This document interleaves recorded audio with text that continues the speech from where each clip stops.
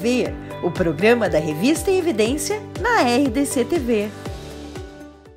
Olá, seja muito bem-vindo ao programa Em Evidência na TV, edição de número 50, programa pra lá de especial. Seja muito bem-vindo aqui pelos canais 24 e 524 da Claro Net TV e também da Claro Fibra TV. Sempre lembrando os nossos apoiadores, a Másper Assessoria, o Instituto Másper, a Kaiser Mark Equipamentos. E eu convido você a se inscrever lá no nosso canal no YouTube, Revista Em Evidência, ativa a notificação, curte a gente lá e leva o programa para onde você quiser. Eu tenho o prazer de receber hoje um cara muito bacana, grande amigo meu, colega. Ele é natural de Farroupilha, jornalista desde 2012, com formação jurídica também, e atualmente é comentarista do jornal Gente, apresentador do Bastidores do Poder na Rádio Bandeirantes, colunista da Gazeta do Povo e apresentador na Rádio Sonora FM. Com vocês, Guilherme Macalossi, meu irmão, seja muito bem-vindo. Prazer estar aqui contigo, Cláudio, na Em Evidência. É uma revista que se tornou programa de TV na RDC e, sem dúvida nenhuma, nós vamos ter aí uma boa conversa fazendo aquilo que a gente fazia no portal, né? Muitas oportunidades. Portal RDC apresentado por ti à tarde. E é bom estar aqui também na RDC, né? Que é uma casa que eu tenho tantas boas lembranças. E parabenizar o Lúcio e a equipe da Em Evidência pelo 50º programa. Obrigado, Macalossi. Pois então, 2 anos eu e o Macalossi, né? A gente esteve à frente aqui dos programas da RDC TV, o portal, cruzando as conversas que o Guilherme apresentava. E você foi um grande incentivador aí também do programa Em Evidência na grade da emissora, né? Como é que foi essa experiência ali, né? Você recebeu o convite para ir para a Band. Como é que foi a experiência de apresentar o programa Cruzando as Conversas aí durante 2 anos, Guilherme? Foi uma experiência importante porque eu não tinha nenhum tipo de história apresentando programa de televisão, né? Ah, olha só. Eu estava muito cru. Eu entrei ali sem saber muito bem como é que eu ia fazer a coisa. Tinha, obviamente, a tradição do programa ainda quando era o contrário, né? Era o Conversas Cruzadas na TV Com, no qual o Cruzando as Conversas pegou o nome e se inspirou. Mas nós estamos em outra época. Nós estamos em um outro momento. Então, também eu acho que não valia a pena copiar e colar, né? Sabe? Fazer uma coisa absolutamente igual. Eu não queria... Eu entrei no programa com a firme ideia, com o firme propósito de não transformar o programa numa disputa política sempre entre 2 lados que discordavam absolutamente. Então eu mudei um pouco o perfil do programa no período que eu estava. E veja, eu não estou fazendo condenação de quem usa o perfil. Sim. Absolutamente adequado e correto para quem acha que deve.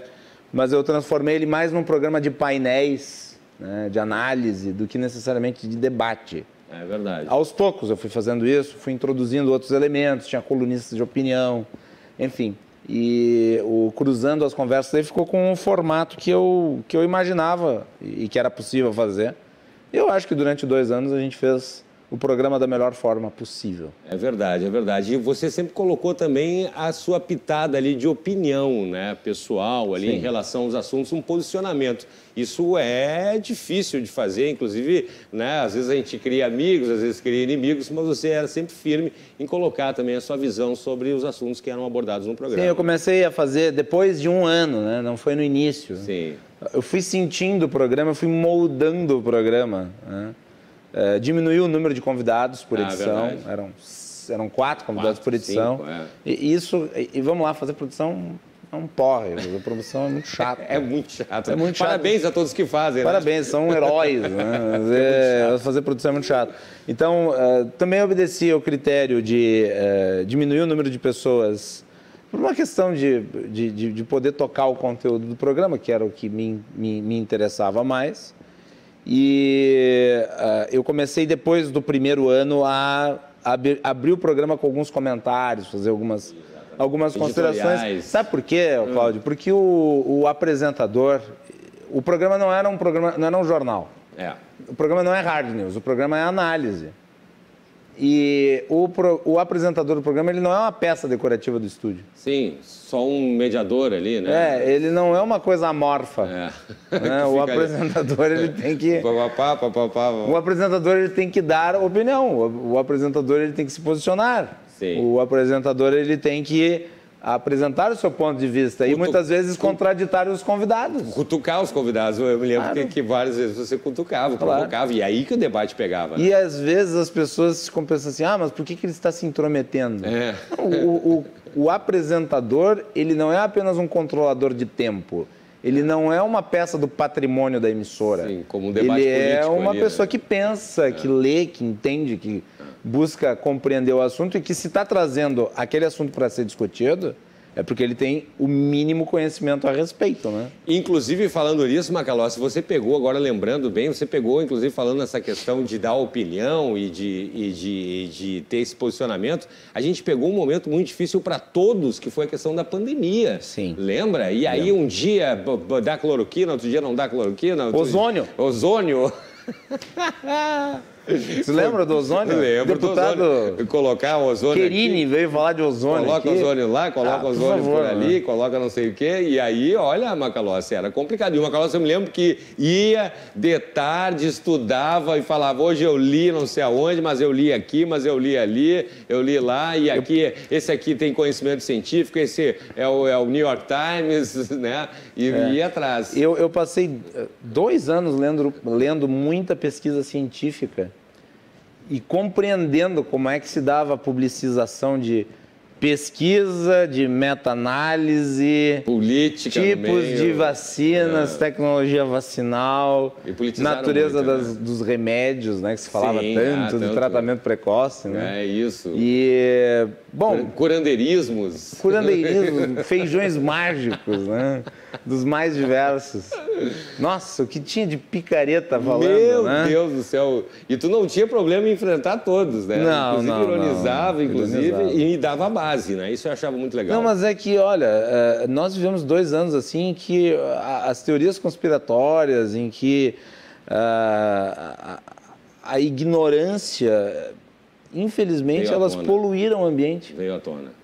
Aquilo que era dito assim a sussurros, para não passar vergonha, foi dito assim, aos 4 clamorosamente aos 4 ventos e com orgulho, batendo no peito, sabe? O sujeito vem no programa de televisão dizer que tem que se fazer uma pesquisa em cima da ozonioterapia retal. Mas que isso, né? Ainda quer ser levado a sério. E eu me lembro que era uma polêmica. Olha, pouca gente tinha, né? As pessoas simplesmente pegavam e diziam, então é isso e tal. Pouca gente chegava e dizia, não, mas como assim, né? E tu tens também a questão, Guilherme, da formação jurídica, né? Isso também permeia também a questão do jornalista? Muito. Eu acho, inclusive, que jornalistas... Mais do que formação jornalística, deveriam ter formação jurídica. Porque, por exemplo, quando o jornalista ele vai falar, quando ele entra no mundo da política, ele tem que abordar muito a questão envolvendo direito. Exatamente. A política envolve a criação de leis. E se fala muita bobagem no também Congresso. Em relação ao direito, quem não se entende, né? Exato. Debate no Congresso, participação do Supremo Tribunal Federal. Então tem que saber o que é uma Constituição, pelo menos isso. Né? Direito constitucional tem que se saber. Eu sou formado em Direito, eu nunca exerci a profissão de advogado, nunca exerci profissão ligada ao direito especificamente. Mas eu sinto que o direito ele é muito importante porque ele dá uma base, inclusive para saber até onde tu pode ir no uso da tua liberdade de expressão. Então eu acho que ele é um componente muito importante do meu trabalho. E eu tenho falado muito sobre direito no meu programa. Eu tenho visto. Eu tenho falado muito sobre o que é controle de constitucionalidade, qual é o papel do Supremo Tribunal Federal, até onde vai a liberdade de expressão, qual é o papel do Congresso Nacional, qual é o papel das Forças Armadas, o que é o TSE, quais são as suas atribuições durante a eleição. Tudo isso envolve conhecimento jurídico, lei, conhecer a nossa Carta Magna. E é através dela que tu tem, eventualmente, diretrizes argumentativas que podem te fazer compreender melhor o cenário político, inclusive. Sim. Porque muitas das coisas que são feitas são feitas à margem da lei, elas precisam de um conhecimento jurídico para serem identificadas. Então, eu tenho abordado muito isso no meu programa. Eu acho que a minha formação jurídica, em que pese a não ter me formado para atuar na área do direito diretamente, ela tem me valido de muito na profissão que eu exerço. Pois é, Guilherme, inclusive, né, é verdade mesmo, e mais do que nunca agora, no período aí das eleições, primeiro turno, segundo turno, grandes polêmicas, né? Não posso deixar de falar, agora teve uma que se pediu a intervenção militar, né? As pessoas foram para as ruas. Sim. Intervenção militar, Guilherme, juridicamente falando, né? É uma bobagem. Com base no artigo 142 da Constituição. Eu tive um debate, inclusive, com o Ives Gandra Martins, que foi um dos juristas que teorizou o uso das Forças Armadas como uma espécie de última instância da República, como se fosse uma instância corregedora dos três poderes, uma instância interventora dos três poderes. E isso está superado. Mesmo o Ives Gandra Martins, que é um homem que tem contribuições para o mundo do direito, é um jurista, né? Tem um monte de livros publicados, mas nessa ele está errado. Quem é você para debater com o Ives Gandra Martins? Eu tenho, digamos, base e também tenho outros grandes juristas que vão na mesma linha do que penso, então eu não estou sozinho. E é a corrente majoritária interpretativa do artigo 142. O artigo 142, eu não tenho aqui ele de cabeça, mas ele estabelece as Forças Armadas como força de segurança do país, em proteção à lei, à ordem e aos poderes constituídos. E alguns pegam esse artigo e eles estabelecem que, como o artigo 142 vincula as Forças Armadas ao Comando Supremo do Presidente da República, que ele poderia eventualmente se utilizar para corrigir problemas de relação com os demais poderes. Ou seja, pegar as Forças Armadas e usar elas para, por exemplo, fazer a vontade do presidente. Ou até o contrário, que os demais poderes podem se utilizar das Forças Armadas, por exemplo, para dirimir uma questão envolvendo a lei para com o presidente da República. Isso é um absoluto contrassenso, porque o artigo 142, lido de forma correta e inidônea, ele estabelece as Forças Armadas como servidoras dos três poderes, mas não como uma arma de intervenção de um poder contra o outro. Elas protegem os três poderes de inimigos externos e o país de ameaças. Elas preservam o território e estão a serviço dos poderes constituídos. O artigo 142 não confere às Forças Armadas um patamar de poder. Só existem três poderes, é o Poder Judiciário, o Poder Legislativo e o Poder Executivo. Esses três poderes, eles convivem em harmonia e equilíbrio. Mas as questões envolvendo eles precisam ser sempre resolvidas a partir da ideia de tripartição dos poderes, que foi concebida pelo Montesquieu muito tempo atrás, né? E que ajudou a criar, digamos, o caldo institucional ocidental. Em nenhuma democracia do mundo as Forças Armadas são órgão interventor dos poderes. Nos Estados Unidos, o Mark Milley, que é o chefe das Forças Armadas americanas, ele teve uma declaração de 2020, se eu não me engano, em que ele basicamente diz que as Forças Armadas americanas são servidoras da Constituição dos Estados Unidos, não do homem presidente, apesar de o presidente americano ser também o chefe supremo das Forças Armadas. E daí está um outro erro em relação ao papel do presidente em relação às Forças Armadas. Ele é chefe supremo enquanto presidente, portanto, ele é chefe institucional, ele não é chefe político, ele não pode usar as Forças Armadas ao seu bel prazer. Ele não pode utilizar as Forças Armadas como uma espécie de pressão política. As Forças Armadas, elas servem institucionalmente ao presidente da República enquanto chefe de Estado, sob as obrigações e deveres que estão estabelecidos na Carta Magna. Ele não pode ameaçar com as Forças Armadas. Então, por exemplo, o Supremo Tribunal Federal se vale do 142 porque, eventualmente, há uma grande manifestação contra o Supremo, colocando o Supremo em risco e as forças de segurança normais, que são as polícias, não conseguem dar conta daquilo. Então, o artigo 142 é invocado para a proteção do Supremo Tribunal Federal. Sim. Entendeu? Sim.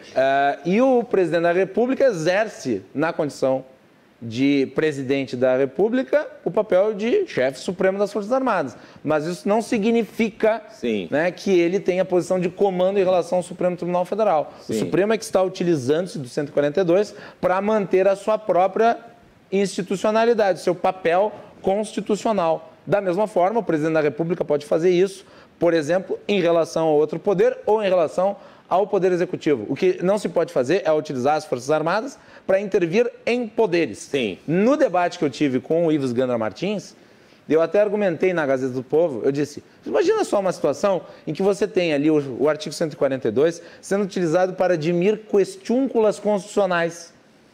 Vai ficar lá uma tropa na Praça dos Três Poderes, andando de um lado para o outro, batendo na porta do Supremo, batendo na porta do Congresso, batendo na porta do Palácio Planalto, para estabelecer a Constituição no que ela estabelece como adequado. E tem mais um aspecto que é importante. Se nós pegarmos, porque esse debate também tem que ser feito, se nós pegarmos em qualquer democracia, é sempre a Corte Constitucional que tem a última palavra. Ela não é um poder moderador, mas como ela controla a Constituição, como ela salvaguarda a Constituição, é ela, obviamente, que vai ter a última palavra sobre debates no país. Mas a gente teve essa briga agora entre o presidente Jair Bolsonaro, derrotado nas últimas eleições, e o STF, por exemplo, que se tinha aquela questão, o presidente dizendo que jogava dentro das 4 linhas, né, o Alexandre de Moraes cuidando de tornozeleira, mandando prender, mandando... né, não teve também, o pessoal fala, um superpoder do STF também em alguns momentos? Eu acho que, em certa medida, o STF teve que atuar na omissão de outros órgãos. Por exemplo, esse inquérito das fake news, ele deveria ser originalmente estabelecido pela Procuradoria-Geral da República. Mas o Procurador-Geral da República, que foi nomeado pelo Presidente da República, é um completo omisso. Para mim, um prevaricador. Ele não fez o que deveria, que era instaurar um inquérito para fazer a devida investigação dos atos antidemocráticos e dos ataques à Suprema Corte, que hoje se dão num nível que é digital, mas que continua existindo. O artigo que o Supremo se valeu para a criação do inquérito é um artigo que está presente no na sua organização interna, né, no seu regimento. O regimento do Supremo Tribunal Federal é uma lei. Foi recebido pela Constituição, portanto, ele vale como lei.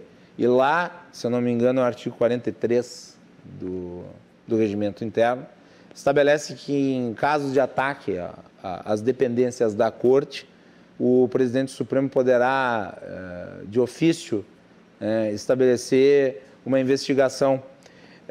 Só que nós temos que atualizar a lei à luz da tecnologia existente. Quer dizer, hoje você ataca as pessoas através das redes sociais, não mais necessariamente através de um panfleto apócrifo. Então, essa foi a interpretação dada pelo Supremo Tribunal Federal. E, em muitos aspectos, o inquérito ele foi necessário e adequado para conter aquilo que era, sim, a tentativa de vergar a Corte Constitucional. No processo, erros foram cometidos? Erros foram cometidos. Mas quem poderá negar que nós tínhamos uma milícia digital atuando, criando alvos e sendo inflada, instada, né, por, inclusive, autoridades que... Uma ameaça real. Uma ameaça real que, inclusive, ensejou investigações importantes e crimes foram cometidos. Teve um parlamentar que subiu à tribuna do Congresso Nacional para pregar golpe de Estado. Né? E isso é muito grave, porque, afinal de contas, ele é um parlamentar eleito sob um sistema democrático, e daí ele, de dentro da democracia, quer a AI-5. Quer dizer, o AI-5 foi a revogação do habeas corpus. E o mais curioso de tudo, quando ele foi preso, ele disse, os meus direitos. Peraí, você estava defendendo o AI-5, serve para um lado, mas não serve para o outro. Você estava defendendo o AI-5, camarada. Que direitos, né? Então, agora você está reclamando dos seus direitos? Então, eu acho que nós estamos numa crise institucional que eu espero que seja superado a partir de 2023. Foi uma crise que se estabeleceu desde 2019, porque já tinha pregação de intervenção militar desde 2019, né? Só que o foco principal em 2019 era o Congresso, porque esse é o governo Bolsonaro, é um governo que ele vive de inimigos externos, né? Primeiro o Congresso, aí se ajeitou com o Centrão, aí o inimigo, Supremo Tribunal Federal e TSE. E no fim das contas foram as rádios do interior do Nordeste, né? Sempre tem um inimigo para ser combatido. Só que é o seguinte, o Supremo Tribunal Federal ajudou muito o governo. Isso poucas pessoas dizem. Mas nós tivemos ali, na época da pandemia, um papel muito importante do Supremo na construção da solução econômica para a necessidade da população. O ministro Gilmar Mendes atuou junto com o Congresso Nacional para construir o texto que levou à criação do Auxílio Brasil. Depois, o Supremo Tribunal Federal não examinou, por exemplo, duas PECs absolutamente inconstitucionais que foram apresentadas pelo governo, como, por exemplo, a PEC dos precatórios e, mais recentemente, PEC Kamikaze.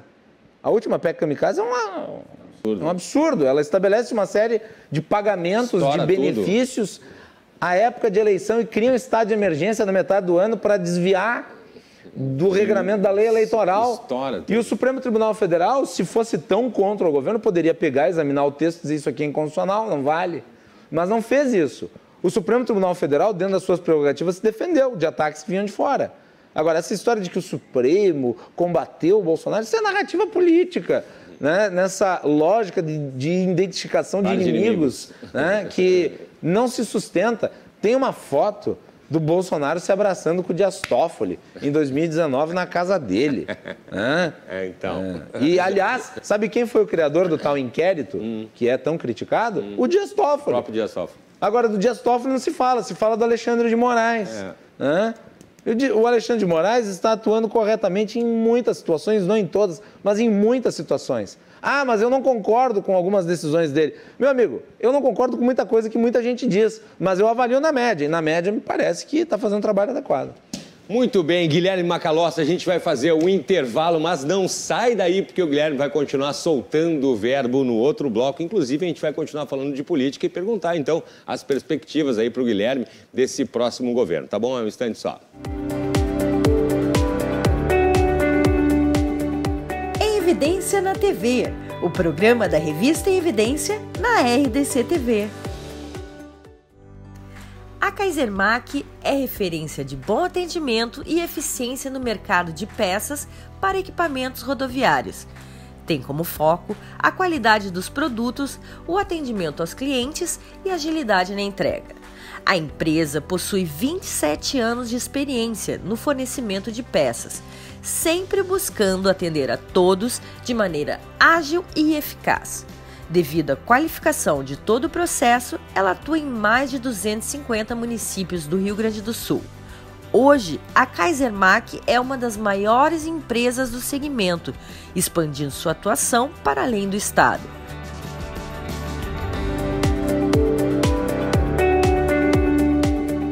Evidência na TV, o programa da revista Evidência na RDC TV. Estamos de volta com o programa Em Evidência na TV de número 50. Seja muito bem-vindo, programa muito especial, sempre com o apoio da Masper Assessoria, do Instituto Masper, da Kaisermac Equipamentos. E eu convido você a conferir lá o nosso canal no YouTube, Revista Em Evidência. Hoje eu estou recebendo meu grande amigo aqui, olha aqui, ó. Mostrar aqui na revista, olha ali, ó, Guilherme Macalossi. Vou pedir para o Simon mostrar aqui. Solta o verbo. O Lúcio, o diretor da revista, já disse que vai pegar e vai patentear isso aqui para o Guilherme não poder fazer depois um programa, né? Mas tudo bem, daqui a pouquinho o pessoal está falando ali para que a gente vai mostrar melhor a revista. Guilherme... Que cara de berinjela que eu tô, né? Para com isso, cara. O cara parece para George Clooney, praticamente. Aqui, olha só que beleza. George Clooney depois do acidente. Guilherme, eu não posso deixar de falar, a gente já conversou sobre isso, sobre a tua experiência, né? Tu esteve, a gente está falando de política aqui, de eleições, tu já foi candidato, né? Fui, em 2008, eu fui candidato a vereador em Farroupilha e as urnas me me deram um bom recado e eu me recolhi. E tu disse que não sente saudade não dessa experiência. Não fiquei nem traumatizado, nem com saudades. Não sente saudades também. Não fico. De qualquer maneira, tu fosse também secretário de Finanças de Farroupilha. Sim, junto com o prefeito Ademir Bareta, à época. E entregou em dia as contas? As nossas contas foram aprovadas pelo Tribunal de Contas do Estado. Tem que perguntar isso, né? Então tá tudo certo. Tudo certo. Não sofro nenhum processo não tem nenhum processo, probidade. Nenhum tipo de decisão judicial com restrição de bens, nada disso. Não convocaram tuas fazendas, nada. Não tem fazenda. É triplex, não? Também não. 50 imóveis comprados com 50 imóveis em dinheiro lá em Farroupilha, lá. Ah, tá bom, então. Olha aqui, Guilherme. Bom, a gente tem aqui a situação do Bastidores do Poder, né? Que tem uma dinâmica aí próxima ao Hard News. A gente falava, né, que tem essa questão de Hard News, de um programa de análise, né? E eu pergunto assim, qual foram as principais pautas, assim, deste ano, né? E como é que está sendo apresentar o programa na nossa querida Rádio Bandeirantes? Olha, eu elegi esse ano a principal pauta, o nosso sistema eleitoral. Nosso sistema eleitoral é um orgulho. Eu sempre falo isso. O nosso sistema eleitoral, ele é único no mundo. Eu sempre falo Não existe nenhuma democracia no mundo, nem dos países desenvolvidos, que consegue dar o resultado 3 horas depois que as urnas foram fechadas. E eu já trabalhei como voluntário, né, por livre espancada à vontade, fiz todo segundo suplente, primeiro suplente, no outro ano segundo secretário, primeiro secretário e cheguei à minha aposentadoria como presidente da sessão.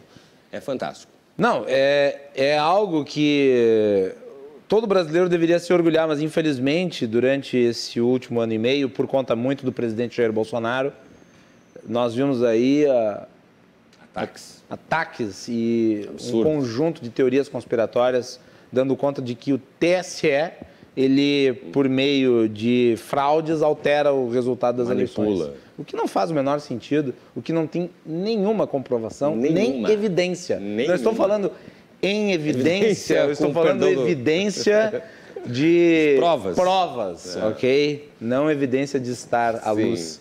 Mas isso, infelizmente, ganhou corpo. E tinha gente querendo retroceder para o sistema de contagem manual. Este sim, um sistema que historicamente está eivado de casos de manipulação de votações no país inteiro. Você imaginou papelzinho? As pessoas não fazem ideia do que era uma mesa de apuração. Tudo espalhado. Olha, a mesa de apuração, para você que está nos assistindo, a mesa de apuração, ele é a coisa que mais parece com um lupanar. Depois vai procurar no dicionário o que é lupanar. Né? Mas é isso, porque tinha lá bolos de votos assinados à mão, com votos escritos, o nome do candidato. Rasurado. E daí tinha um fiscal aqui, ele olhava se isso aqui vai ser indeferido, porque não dá para entender o que está escrito. Um garran, aí pegava uma pilha de votos e jogava no lixo.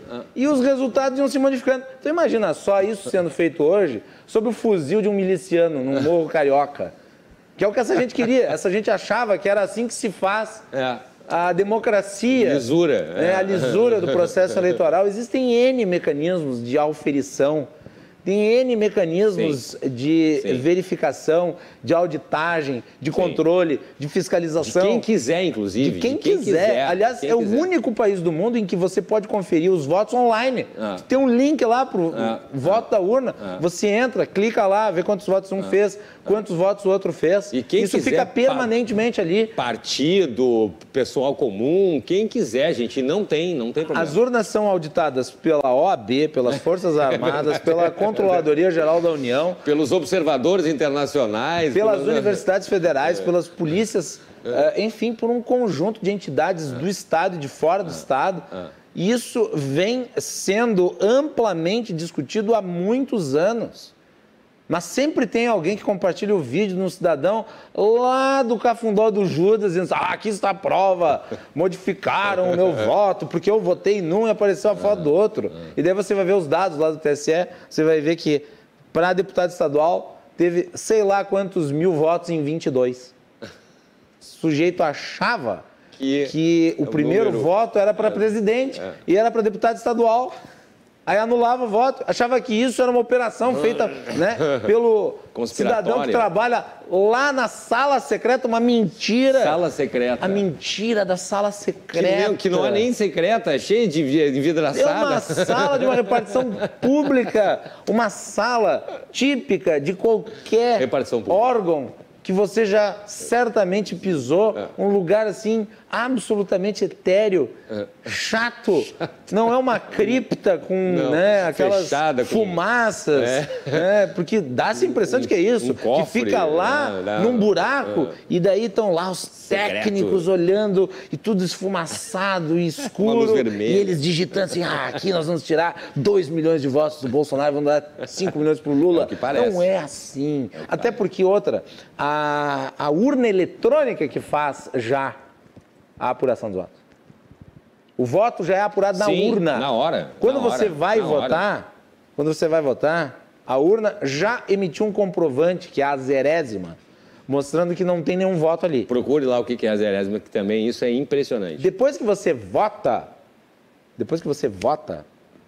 ela emite um boletim mostrando os votos da urna. Esses votos são criptografados.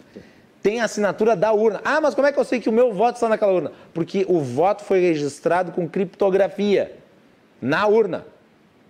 Aquele conjunto de votos ele tem uma assinatura digital. A urna tem uma assinatura única. É um IP da urna, exatamente. E não tem conexão com a internet, viu? Também outra coisa que as pessoas offline. É offline. Então tu imagina o conjunto só se fosse pela energia elétrica. Daí você imagina o conjunto de pessoas que precisam ser reunidas para alterar o resultado da votação?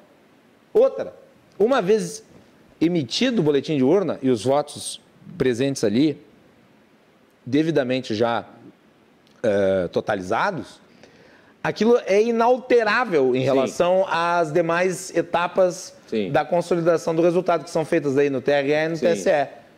Se der algum problema lá, vai ser identificado. Qualquer um pode rastrear o voto, porque cada boletim de urna tem carry code. Sim. O boletim de urna, ele fica afixado na sessão eleitoral. A versão digital dele está no site TSE. E, além disso, você tem um ano antes. Imagina para você poder alterar tudo isso. Você tem um ano antes. Todas essas entidades que eu mencionei, elas podem acessar o código-fonte da urna eletrônica. Imagina. Livremente. O código-fonte das urnas eletrônicas está disponível para verificação, análise, pelas entidades de auditoria, desde outubro de 2021. Imagina. Todas elas fizeram relatórios não identificando absolutamente nada no código-fonte. E o cara quer voltar para o papel. Nada. Absolutamente nada. Nada. Dá para evoluir? Sempre dá para evoluir. Por exemplo, agora nós temos a comprovação biométrica. É uma evolução. Mas é uma evolução em nome sempre da melhoria do que já é bom, não do retrocesso. Sim. Papel não, né? Papel não. Aí fala da invasão hacker que teve. E teve, de fato. Sim. E daí você fala, mas viram como o sistema do TSE ele é frágil? Qualquer sistema ligado à internet tem a possibilidade de ser invadido. Qualquer um. O da Casa Branca, o do Pentágono, o da NASA, o de qualquer banco. Entendeu? Só que o sistema do TSE não é um sistema da urna eletrônica. É verdade. O sistema da urna eletrônica é offline. Ele é lacrado fisicamente com a presença dos partidos políticos. É verdade. A gente acompanha isso como presidente mesmo também. Entendeu? São coisas distintas. Aquela vez que o sujeito invadiu e ficou dentro do sistema do TSE, sabe quem é que pediu para que a Polícia Federal fizesse a investigação? Foi o TSE. Vem aqui e faz a investigação. E quando foi vazado, criminosamente vazado, né, o teor da investigação, que não estava concluso ainda, se deu a entender de que, viu só, a polícia está investigando algo que o TSE fez, ou uma conspiração dentro do TSE envolvendo um hacker. Foi esse o sentido dado, quando não era nada disso. O sujeito, eu conversei com o Daniel Robeto, que é o chefe da área de TI do TRE, aqui do Estado, um sujeito qualificadíssimo, e ele por A mais B, me mostrou que o sujeito chegou, no máximo, num sistema de preparo dos dados que vão ser inseridos na urna. Claro, você vai ter um sistema online onde você vai preparar dados, por exemplo, foto do candidato, número do candidato, nome do candidato. Esse é o sistema de preparo, onde você prepara os arquivos que depois vão ser inseridos na urna. E daí tem todas as etapas posteriores de segurança. Então, mesmo que o cara conseguisse alterar alguma coisa, isso ainda iria para outra etapa de verificação, que é offline, daí dentro da urna. E daí, tudo aquilo que eu falei, né?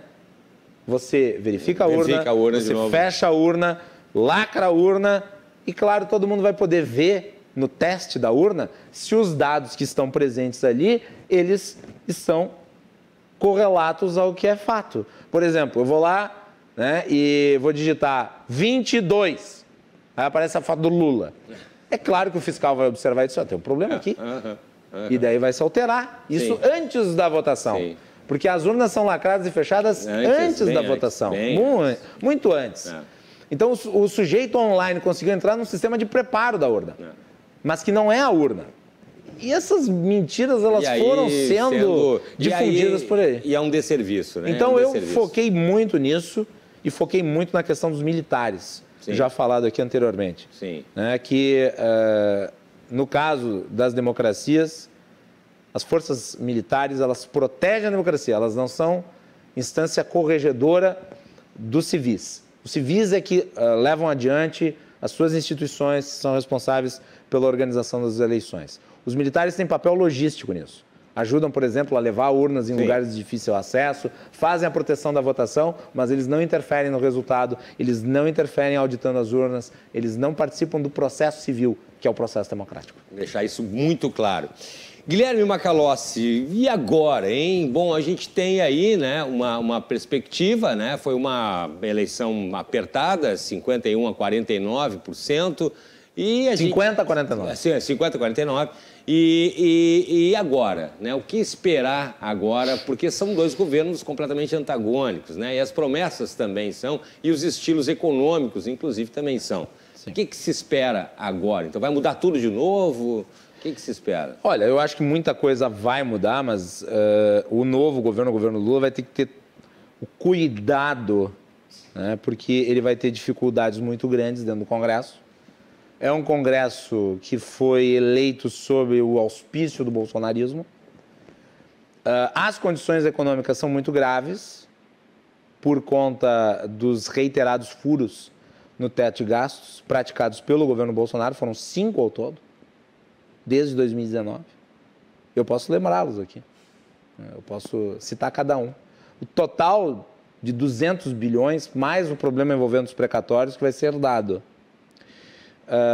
Eu acho que o Lula ele tem plena ciência de que ele não foi eleito pela esquerda.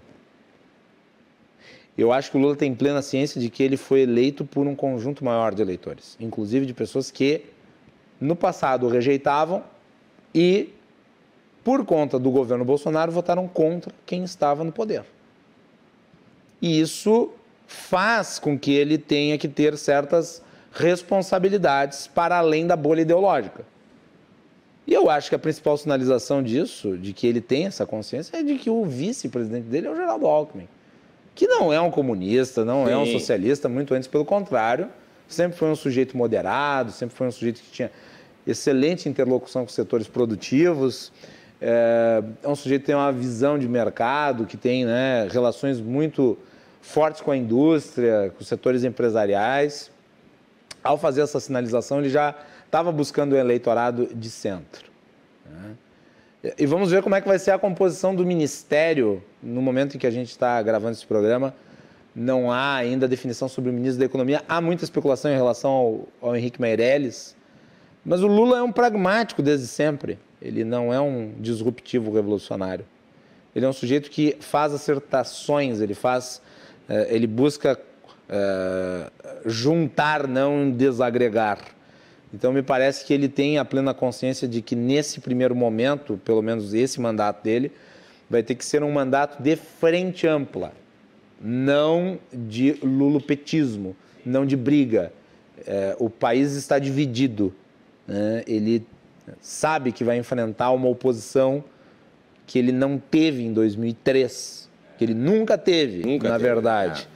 E isso, me parece, vai levá-lo a fazer um governo, né, olhando para o centro. Se ele não fizer isso, obviamente quem está na oposição vai se fortificar politicamente, porque é improvável que o Lula consiga fazer um bom mandato, no sentido de resolver os problemas do país, que são muito graves. Sim. Vão ser 4 anos muito difíceis. Sim, tem a questão do Congresso também, do apoio. Isso. Em 2013 ele tinha a casa arrumada, em 2023 ele tem a casa desorganizada. O Henrique Meirelles estava ali fazendo uma contabilidade em relação ao buraco financeiro, tem algo em torno de 400 bilhões de déficit, de buraco nas contas públicas. Então não vai ser 4 anos de ganho. O Brasil não vai crescer 10% no ano que vem, como o Brasil cresceu em 2007. Vai ser bem difícil. Então, ou ele olha para o centro e tenta criar um governo de coalizão no sentido não negativo, mas no sentido de agregar setores que não necessariamente são lulopetistas, ou em 2026 ele entrega o governo para o Bolsonaro.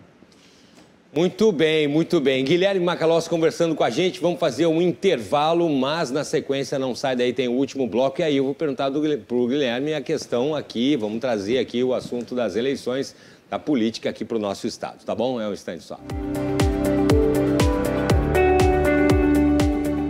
Em Evidência na TV, o programa da revista Em Evidência na RDC TV. A Kaisermac é referência de bom atendimento e eficiência no mercado de peças para equipamentos rodoviários. Tem como foco a qualidade dos produtos, o atendimento aos clientes e agilidade na entrega. A empresa possui 27 anos de experiência no fornecimento de peças, sempre buscando atender a todos de maneira ágil e eficaz. Devido à qualificação de todo o processo, ela atua em mais de 250 municípios do Rio Grande do Sul. Hoje, a Kaisermac é uma das maiores empresas do segmento, expandindo sua atuação para além do estado.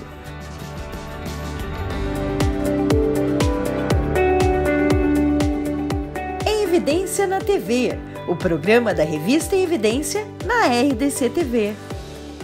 Estamos de volta com o programa Em Evidência na TV, edição de número 50, sempre com o apoio da Masper Assessoria, Instituto Masper, Kaisermac Equipamentos e convidando você para conferir o nosso canal no YouTube, Revista Em Evidência. Hoje eu tenho o prazer de receber no programa Guilherme Macalossi, meu colega, jornalista. Guilherme soltando o verbo, mais uma vez aqui no programa. Vai virar um quadro? Vai acabar virando um quadro, isso não adianta.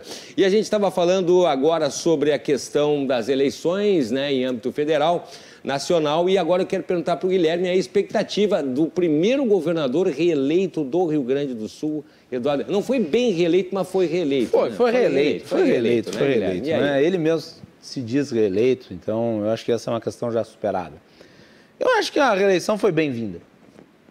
O Rio Grande do Sul assumiu uma condição do contra, em que nenhum projeto era levado adiante. É verdade. Isso nos levou a um estado de condições econômicas, sociais, que foi se agravando ao longo do tempo. Eu acho que o governo Eduardo Leite foi um governo de muitas realizações. Eu acho que o reconhecimento político da vitória dele é representativo de uma série de ações que foram tomadas no primeiro mandato, muitas delas até difíceis, mas que resultaram numa melhoria objetiva dos indicadores de investimento, de ações. Isso se refletiu nas eleições, né? Isso se refletiu nas eleições, né? O Eduardo Leite, ele venceu, é verdade, também com votos da esquerda no segundo turno. Também porque a campanha do Onyx Lorenzoni foi lamentável, né? Foi lamentável no sentido de conteúdo, de forma. Isso fez com que o eleitorado de esquerda se sentisse estimulado a votar em Eduardo Leite. Mas o Eduardo Leite não abriu mão das suas convicções, não abriu mão do seu programa reformista. É claro, ele vai ter que ter mais diálogo, ele vai ter que talvez dar uma pegada mais social nesse segundo mandato, mas é parte do jogo da política. Assim como eu falei no bloco anterior do Lula, que ele vai ter que buscar o centro, ou seja, ele vai ter que buscar conservadores, ele vai ter que buscar liberais, não ficar apenas restrito ao mundo da esquerda.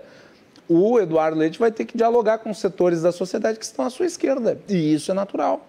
Aliás, a ideia de política pressupõe o diálogo. Sim, sim. Não é a divisão absoluta. A divisão absoluta é a imbecilização, é o ódio, que infelizmente nos levou à condição atual em que as pessoas perdem relações familiares por conta de posicionamentos políticos. É verdade. Então, eu acho que aqui no Estado, dado que nós temos continuidade, e o grosso das reformas mais complexas foram aprovadas no primeiro mandato do Eduardo Leite, esse segundo mandato vai ser o de exigir daí investimentos, ações efetivas do Estado, maiores resultados econômicos, e com uma diferença que eu acho que é importante. A pandemia parece superada. É verdade. Isso vai ajudar muito, lembrado, né? Bem lembrado. Foi vai um ajudar difícil. muito. A economia tende a melhorar aqui no Estado por conta do reflexo das reformas que foram realizadas. E a equipe que, em parte, creio, vai ser mantida, ela vai ter a oportunidade daí, de mostrar resultados mais efetivos por conta até da condição que vai diferir bastante em relação aos últimos 4 anos. E falando em relação à pandemia, Guilherme, a gente teve a questão dos prefeitos, a atuação dos prefeitos também. Daqui a 2 anos a gente tem novamente uma eleição municipal. Até que ponto você acha que isso vai influenciar nessas próximas eleições? Eu acho que sobre os prefeitos o juízo dado pelas urnas ele já foi dado em 2020. A eleição que se deu no meio da pandemia. No meio da pandemia, é verdade. Ali já se fez o juízo sobre a conduta dos prefeitos. Mas é importante destacar que a pandemia ela é um dado da equação, ela não é a equação inteira. É falso esse negócio de que porque houve fechamento, o sujeito foi necessariamente rejeitado. Nós tivemos fechamentos aqui no estado do Rio Grande do Sul, o governador foi reeleito. Em 2020. Em São Paulo, o Bruno Covas, que fez o fechamento de setores da economia, foi reeleito, com 60% dos votos no segundo turno. Então, significa que a população, na sua maior parte, que é importante a gente sair da bolha, né? Porque na bolha, tudo... imagina, né? O Eduardo Leite quis fazer o fechamento do negócio porque ele é contra o comércio, né? Ele não quer empresas, ele não quer empresas. Ele não quer, por exemplo, que tenha emprego, né? As pessoas não trabalham. Tem que falar sobre isso, né? Fechou porque era necessário à época, era a solução possível, não tinha vacina, não tinha tratamento, não tinha nada. E as pessoas estavam morrendo na média de 4 mil por dia. 4 mil por dia? Eu gosto que as pessoas elas falam assim, a época do fecha tudo. Não, era a época de 4 mil pessoas morrendo por dia. É a época do morre tudo. Era do morre tudo. Em que as pessoas com 20 anos de idade tinham medo de ficar gripadas. Porque corriam o risco de parar numa UTI, que estava lotada. E daí precisava ficar abrindo UTI. Lembra que eu falava sobre isso? Não adianta ficar abrindo UTI, porque a UTI vai ficar cheia logo. Você tem que cortar a transmissão do vírus. Eu falei isso 1000 vezes aqui. Lá atrás. Então, o julgamento sobre a conduta dos agentes públicos na pandemia foi feito. Agora são outras questões. Agora nós vamos ter que ver, eu acho que um dos grandes temas para a eleição de 2024 é o impacto da perda do ICMS. Pois é. Isso pode influenciar nas prefeituras, as eleições? Porque o orçamento da prefeitura ele é um orçamento feito com previsões de recursos que não necessariamente são controlados pela prefeitura, e o caso do ICMS é um deles, né? Sim. E daí você vem numa manobra eleitoreira do atual governo federal, de tabelar o ICMS, gera prejuízos para a arrecadação do Estado. E como uma parte desses recursos do Estado são remetidos às prefeituras, você tem impacto financeiro sobre elas. Vamos lembrar da época da Dilma, lá em 2013, 2014, em que nós tínhamos a diminuição do IPI, que incide sobre o Fundo de Participação dos Municípios. Então, diminuía-se as receitas dos municípios por conta de atuação política na área tributária que não é receita da União. E aqui da mesma forma, ICMS não é receita da União, é dos estados e municípios. Então, você vai lá, mexe na receita alheia e ainda fica se gabando. Olha só aqui como eu estou bem. E daí o que acontece? Você tem a diminuição dos serviços, você tem um problema nos orçamentos, e daí até prefeitos podem ir presos por conta disso, porque não cumpriram o orçamento. Ora, mas como é que vai cumprir o orçamento? Se eu tinha uma previsão orçamentária que não se cumpriu. E cortaram. Porque eu imaginava que ia receber tanto de ICMS, aí vai lá, o governo define dessa forma, e eu perco receita. E daí eu não consigo fechar a conta. E daí eu sou o culpado. Por favor, que isso? Isso a gente vai ter, então, um reflexo nas próximas eleições. Eu acho que vai ter, menos por conta, né, dessa operação política, e mais por conta de eventuais serviços que não venham a ser cumpridos, ou mesmo de ações de caráter administrativo que possam ser impetradas contra prefeitos por conta disso que eu mencionei. Quer dizer, não conseguiu cumprir o orçamento e isso fere a lei de responsabilidade. Né? Guilherme Macalossi conversando com a gente hoje. Eu sou suspeito para falar, meu grande amigo. Agora, só para dizer rapidinho, por favor. A eleição municipal ela tem uma dinâmica muito diferente de eleição nacional. Sim. Né? A ideia de polarização, acho que ela se perde. Sim, então, é diferente. Só para deixar registrado. Guilherme Macalossi, infelizmente o programa está chegando no final. Eu vou te pedir, então, considerações finais aí, perspectivas para 2023 que já está chegando. Mais amor e menos ódio. Vamos tentar, a partir de 2023, reconciliar as pessoas que se afastaram por conta de políticos. Famílias, né? Políticos. Tristes. Né? Não, eu acho que uma relação familiar, ela não pode ser medida por conta de eventuais discordâncias. E discordâncias não podem ser de tal sorte absolutas que um pai não possa falar com a filha, ou um tio não possa falar com o sobrinho, ou os dois não possam se encontrar na ceia de Natal. Né? Se a parte principal da nossa convivência social é a defesa de político de estimação, ou muitas vezes até de bandido de estimação, então a nossa sociedade está fadada ao fracasso. A vida é muito mais do que a política, apesar de ela ser muito política. Mas o Brasil precisa se reconciliar consigo mesmo. E eu espero que as pessoas elas tenham ciência disso a partir de 2023. Nós temos que superar esta era de trevas, né, em que as pessoas se odeiam. Espero que a gente tenha aprendido, as pessoas amam se odiar. Espero que a gente tenha aprendido a lição, né? É isso aí. Muito bem. Guilherme Macalossi, muito obrigado, viu? Quero agradecer ao Grupo Bandeirantes também, coisa querida, ter deixado aqui o Guilherme participar do programa. Sabe, a Band eu tenho o maior carinho lá, trabalhei muito tempo lá e tenho o maior carinho. E o Guilherme Macalossi, então você pode conferir na Band, na rádio e na TV. Obrigado, Guilherme. Meu caro Cláudio Andrade, parabéns pela condução, obrigado pelo espaço, obrigado à revista Em Evidência e também ao Lúcio Vaz, que é o grande capitão aqui da publicação e um querido amigo, sucesso sempre, podem contar comigo. Obrigado. Você fica agora com o comentário Em Evidência.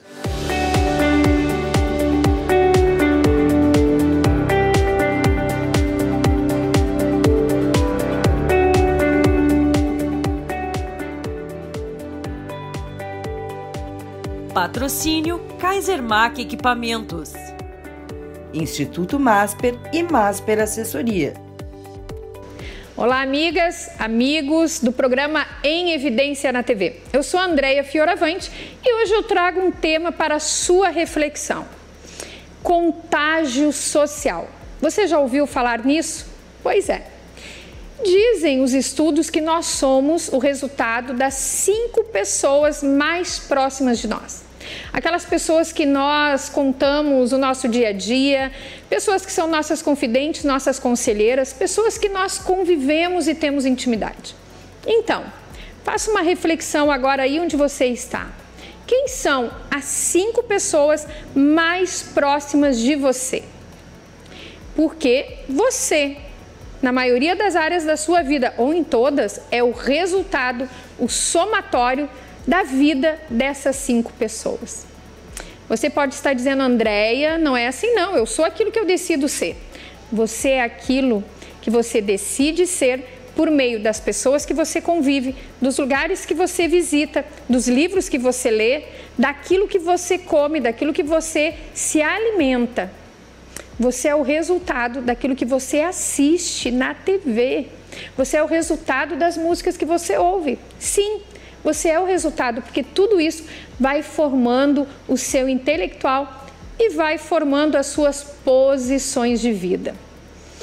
Em certa ocasião, eu estava atendendo no meu escritório por meio de um processo de coaching, e chegou uma pessoa e disse: eu quero fazer o processo de coaching porque eu quero restaurar o meu casamento. Eu disse: ok. No andamento do processo, eu disse para ela: vamos fazer um exercício de contágio social. E eu disse: anota aqui para mim quem são as 5 pessoas, mulheres, mais próximas de ti, que tu mais convive, que tu mais compartilha a tua vida, que elas mais compartilham a vida delas contigo. E escreve aí como está o relacionamento amoroso delas, com o namorado, com o marido, companheiro.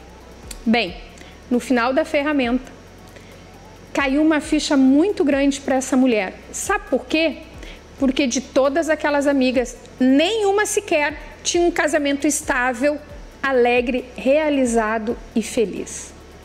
E daí caiu a ficha do porquê que o casamento dela estava com graves problemas beirando a uma separação. Da mesma forma, eu quero te dizer que não é só no casamento, mas também nas outras áreas da sua vida. Isso é científico. E daí eu quero te perguntar agora, como está o seu relacionamento com a sua esposa, com o seu esposo, com seus filhos, com seus colegas de trabalho? Como está o seu relacionamento com o dinheiro? Como está a sua empresa? E quem são as pessoas mais próximas da sua vida?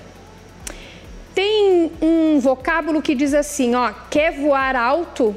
Não ande com pombas, ande com águias. Tem um ditado popular que diz assim: me digas com quem andas e eu te direi quem tu és. Então, fica a reflexão aí para que você possa, de forma intencional, voar com águias e não com pombas. Tudo de bom, Deus te abençoe.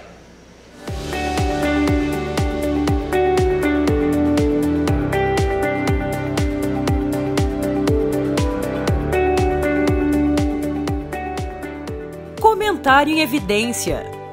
Patrocínio Kaisermac Equipamentos, Instituto Masper e Masper Assessoria. No programa de hoje a gente vai tratar do custo-benefício. Anteriormente a gente falou da qualidade dos nossos produtos gaúchos e hoje, numa sequência, vamos tratar do que é o custo e o benefício. Quando a gente compra um produto, digamos lá um produto chinês, nada contra a China especialmente, mas um produto de baixa qualidade, a durabilidade deste produto talvez seja de 1 uso, 2 usos, 5 usos, 10 usos. Quando eu compro um produto com uma qualidade superior, por exemplo, o setor calçadista gaúcho, um calçado produzido aqui no Rio Grande do Sul com uma qualidade melhor, eu tenho um produto que pode me durar 1 ano, 2 anos, 3 anos, 4 anos. Então, às vezes a pessoa, por pensar que está fazendo economia, ela vai lá e compra um sapato de R$60, R$80, R$100. Mas o sapato aqui produzido me custa R$200. Mas esse produzido de R$200 é couro legítimo. Este vai me durar 3 anos. Aí eu pago 100, a metade do preço, e me dura 3 meses. O custo-benefício das coisas é muito importante ser levado em consideração. O custo é aquilo que você gasta e não tem o retorno esperado.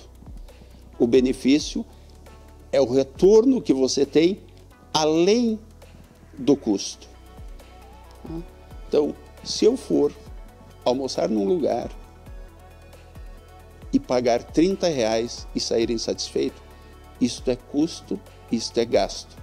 Se eu pagar 50 e sair satisfeito, eu estou me sentindo beneficiado e isto não é custo. O custo é aquilo que não te traz retorno. O que te dá retorno não é custo, ele se transforma em um benefício.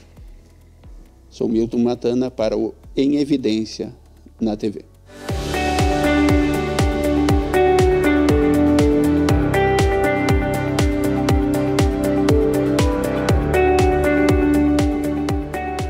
Cultura em Evidência. Patrocínio Kaisermac Equipamentos, Instituto Masper e Masper Assessoria. Olá, meu nome é Débora Matana e eu estou aqui no Em Evidência na TV para trazer dicas de como começar a escrever a sua história. Bom, quando a gente pensa em começar a escrever a nossa história, a gente pode pensar em que gênero devo escolher. E o gênero ele pode ser fantasia, terror, ficção, romance. Isso, na verdade, é com você. Mas como é que eu vou fazer para decidir qual gênero eu vou escolher? Que tipo de material você costuma consumir? Que tipo de série, filmes, livros você costuma ler?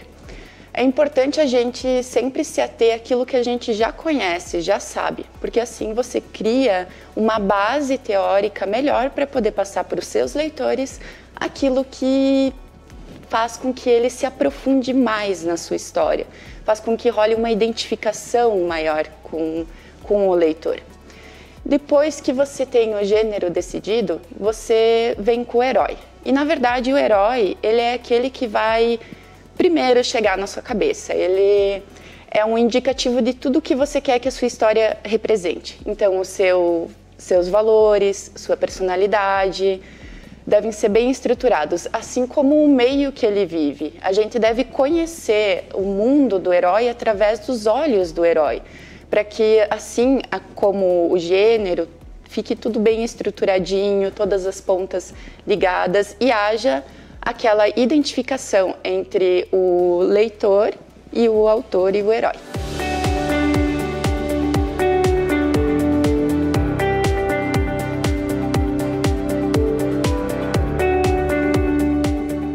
Em Evidência na TV, o programa da revista Em Evidência na RDC TV.